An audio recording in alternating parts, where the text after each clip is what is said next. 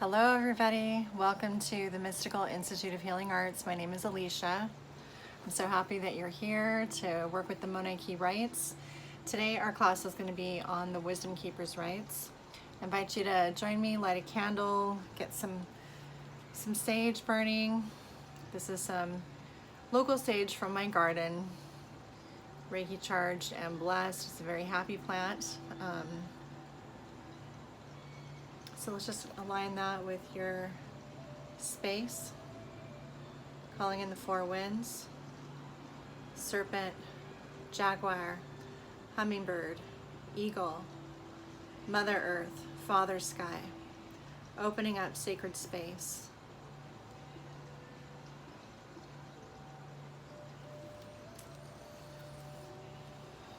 All right, so I'll do that in a more formal way for the transmission, which is the video following this one. This one is where we open up our booklets and we learn about the rite. And you can get these booklets on my Facebook group, and the group is called the Monarchy Rites, Mystical Institute. Then once you're accepted into the group after you join, just go over to files and you'll see lots of different files, and in there will be this Monarchy booklet with all 9 rites. So we're going to discuss the Wisdom Keepers. So the Wisdom Keepers brings joy and wisdom.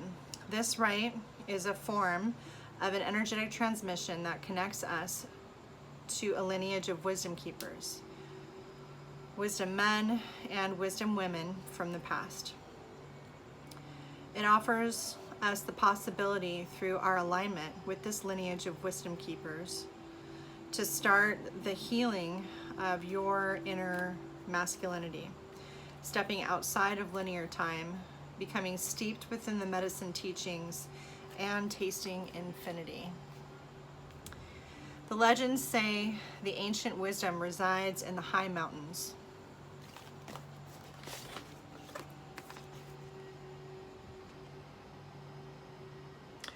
The ice-covered peaks were revered as places of power.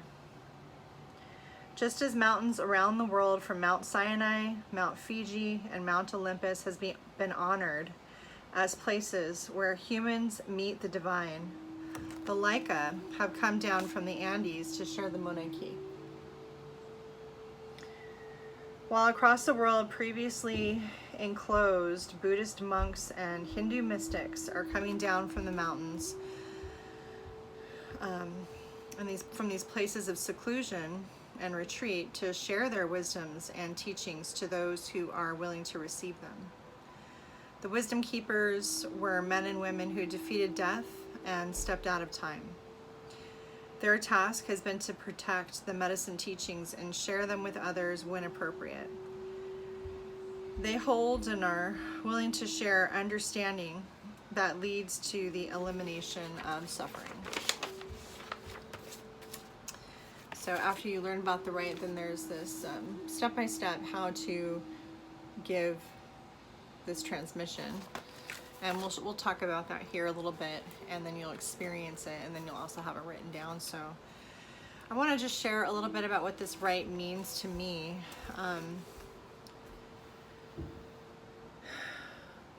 So some of us have a real reverence for working with the earth and healing the earth, and some of us feel more called to work with people, some of us feel more called to work with animals or work with plants, become herbalists. But once you start to really work with energy, you'll realize that energy is running through the planet, it's running through the plants, it's running through us, it's everywhere.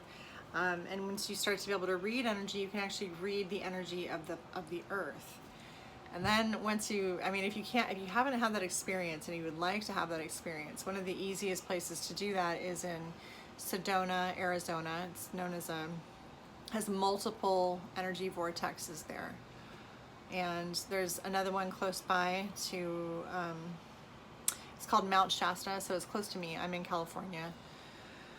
So Mount Shasta is in Northern California, and it's really, really known for the vortex being inside that mountain in particular. And those of us who can channel and can tune in and can actually telepathically communicate with the Lemurian beings that are there, it's really remarkable. My teacher told me that you can actually hear the children singing when you go. From the next city over, as I was driving up, I could see Mount Shasta, and I could actually really hear Ascended Master Adama telepathically communicating with me. It was incredible. So it's known to be a sanctuary for those of us who had a lifetime in Lemuria. So lots of mountains are revered as being places of wisdom. So, you know, in Japan, you know, Reiki was birthed after a 21-day fast, you know, underneath this mountain here. This is another vortex site in Peru, in Machu Picchu, Peru, which is, when you get up to the Cusco tribe, it's known as the upper world. So it's, you know, there's mountains like all over, and you can kind of take them for granted, but once you start to get in tune with the earth, and you'll realize the symbology behind it.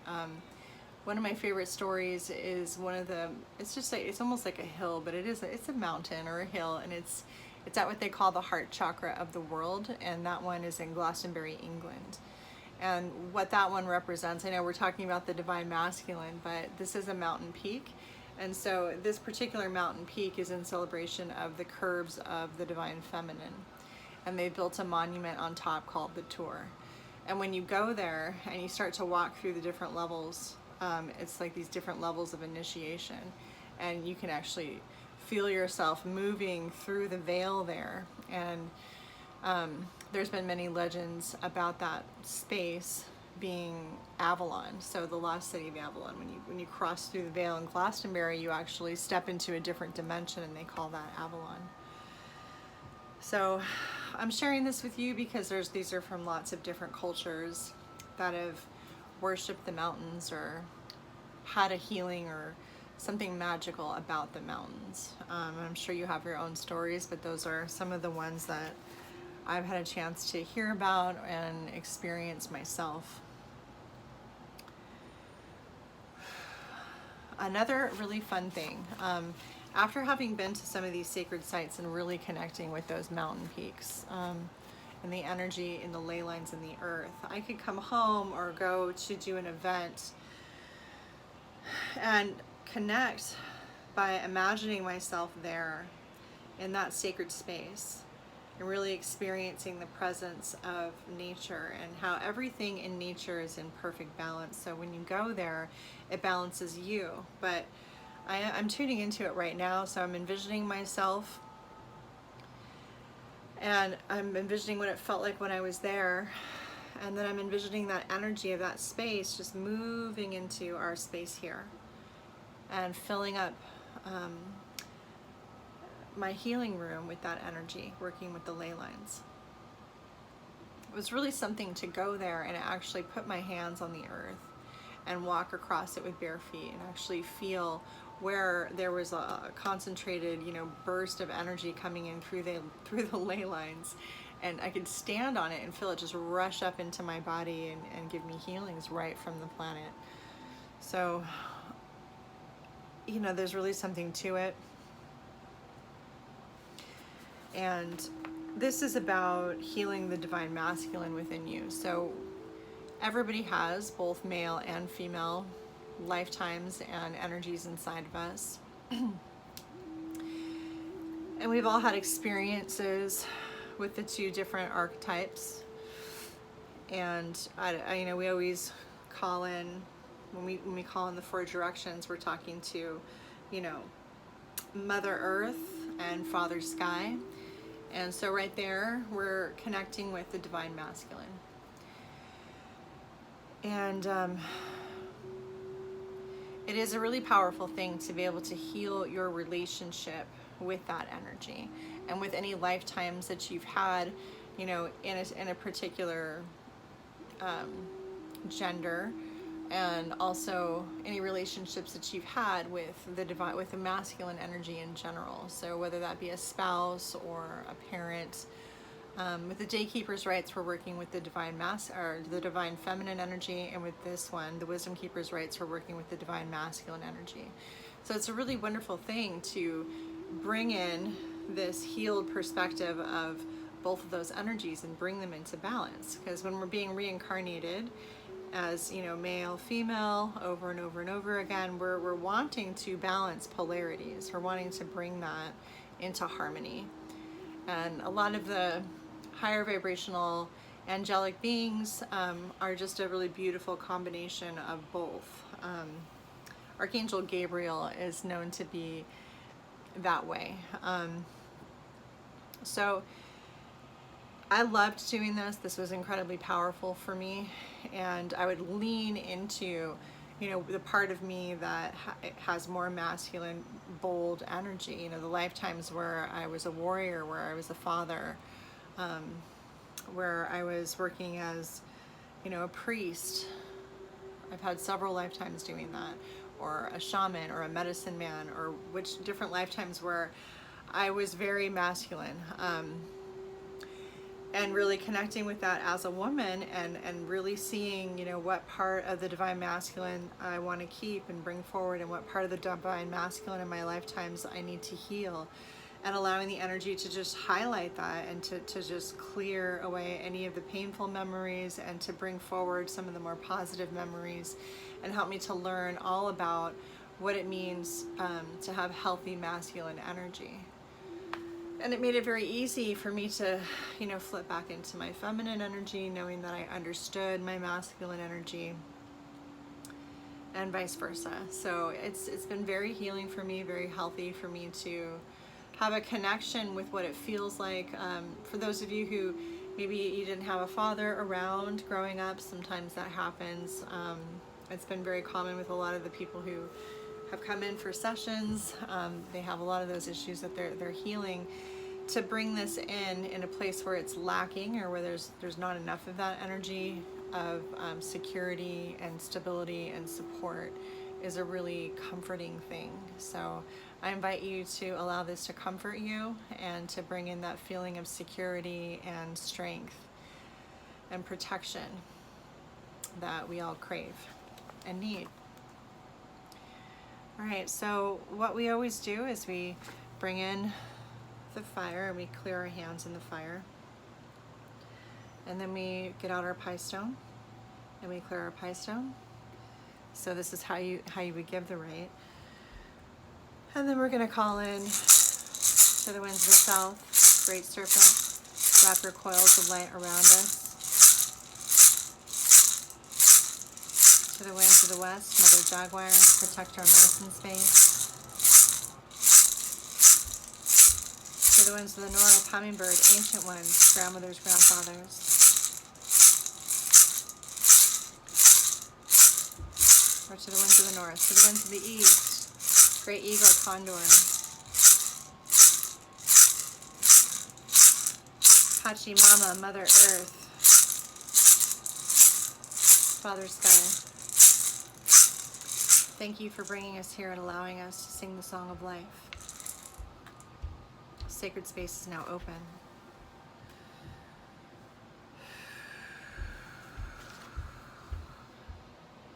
Really calling in the medicine, setting our intention that we're going to be calling in the Wisdom Keeper's Rite, getting ready for that transmission, honoring, opening up Viracocha,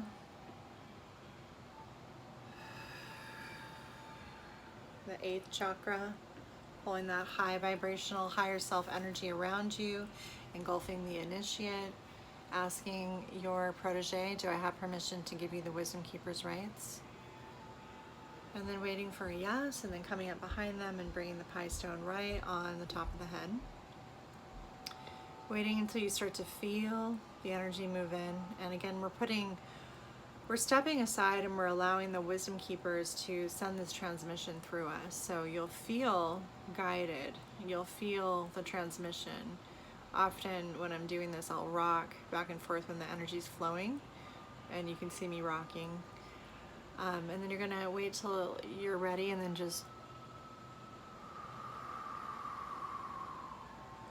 blowing that energy into the crown, and I hold, and I feel this transmission just moving right through.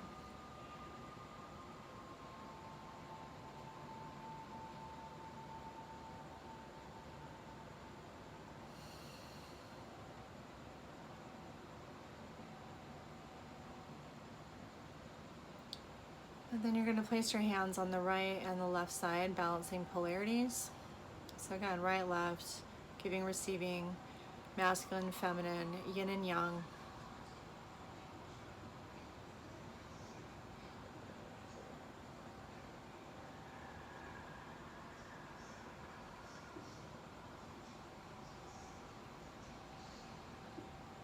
And then you're going to come around and you're going to face your protege like I'm facing you.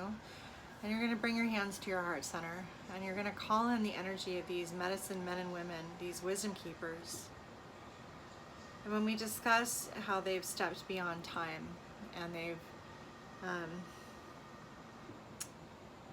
they're leaving that death and rebirth cycle. This is, in metaphysics, we'll talk about this as an ascended master. So this is a shamanic version of that. These are the men and women who practiced the medicine to the point where they don't need to keep coming back here, but they can come back here to teach us how to defeat death, the death and life, and like the recycling over and over and over again, learning the same lessons. This helps us to just jump and take that jaguar leap out of that cycle of reincarnation.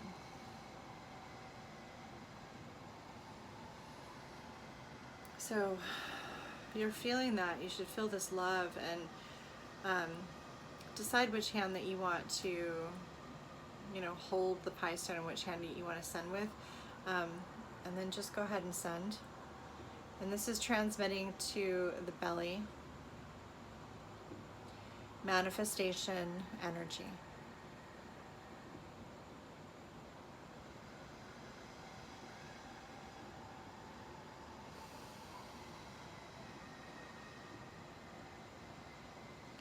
So it can be anywhere from 1 to 5 minutes. Back to the heart space. Breathe in. And we're sending the energy of divine love.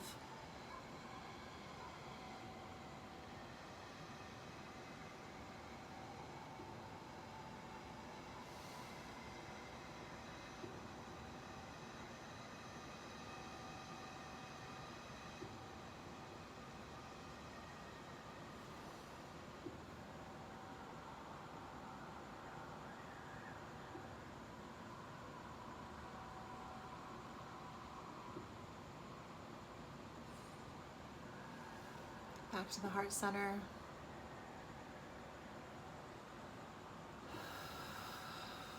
Bringing that wisdom into the third eye.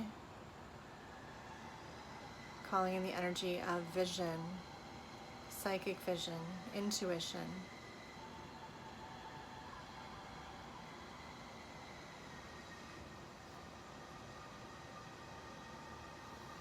And you're going to bring the head forehead to forehead, and this is where we really step out of the way and allow the wisdom keepers to come through us and send this forehead to forehead transmission.